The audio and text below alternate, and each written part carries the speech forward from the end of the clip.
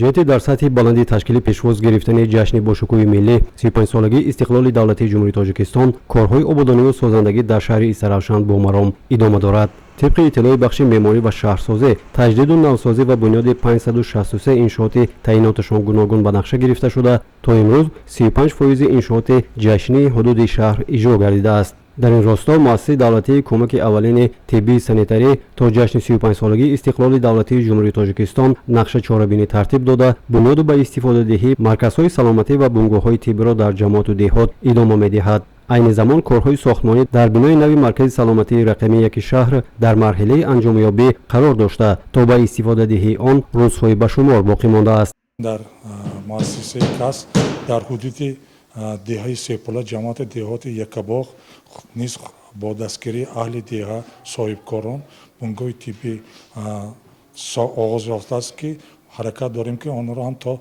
آخر سال به استفاده دهیم.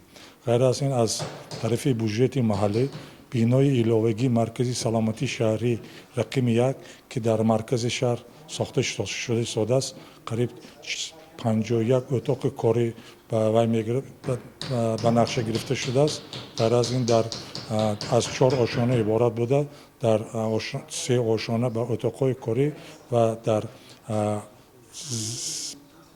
تخانه ما به نقشه گرفتیم که شعبه برقرار کنی را در آنجا نیز جابجا کنیم. در جماعت دهات زرحلان نیز برای با دستاوردهای نظررس پیشواز گرفتن سنه‌های تاریخی و تقدیرسازی ملت کارهای آبادانی و سازندگی متشکلانه ادامه دارد. یکی از انشاءات جشنی جماعت مذکور ساختمان بنای نوی مرکز سلامتی در دهه کهندیش میباشد. بنای مرکز با دستگیری مقامات اجرایی حکومت دولتی شهر ایسراوشان و اهالی دهه بنیاد گردیده. ساختمانچیان عزم دارند که تا جشن استقلال دولتی کارهای ساختمانی را به انجام رسانند.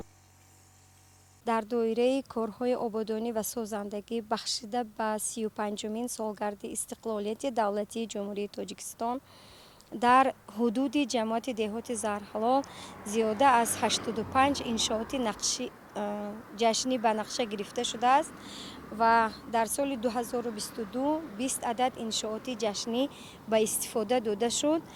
در سال 2023 نیز زیاده از 18 انشاءات جشنی به نقشه گرفته شده.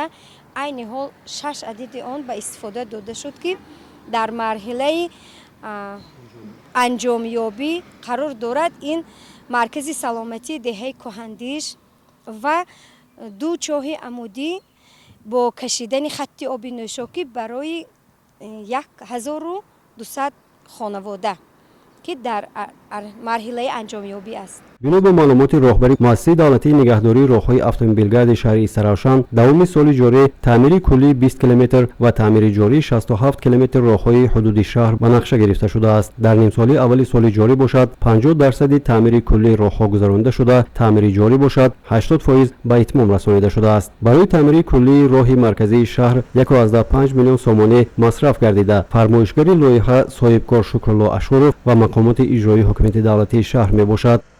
مؤسسه دولتی نگهداری راههای اتومبیلگرد شهر ایسراوشان دایر به 35 سالگی استقلالیت دولتی جمهوری تاجیکستان با تشبث وزارت نقلیات جمهوری تاجیکستان و نقشه چاره‌بینی مقامات اجرایی حکومت دولتی شهر ایسراوشان اقدام گرفتند که برای کارهای آبادانی و سازندگی راههای اتومبیلگرد شهر ایسراوشان از تعمیر کلی و جاری برآوردن 20 کیلومتر تعمیر اساسی که نقشه گذاشته شده بود، زیاده از 10 کیلومتر تعمیر اساسی گذرانده شده، 67 کیلومتر تعمیر جاری نقشه گذاشته شده بود که زیاده از 47 کیلومتر تعمیر جاری گذرانده شد. در همین انشاءات‌های جشنی شهر ایسراوشان کارهای ساختمانی موافق مطلب به راه مانده شده. اهل جماعتچگی بران می‌کوشند که تا جشن فرخنده 35 سالگی استقلال دولتی جمهوری تاجیکستان نقشه‌های در پیش ایستاده را اجرا نموده بهر آباد و زیبا نمودن یک گوشه دیار بهشت‌آسایمان سهم بیشتر گذارند.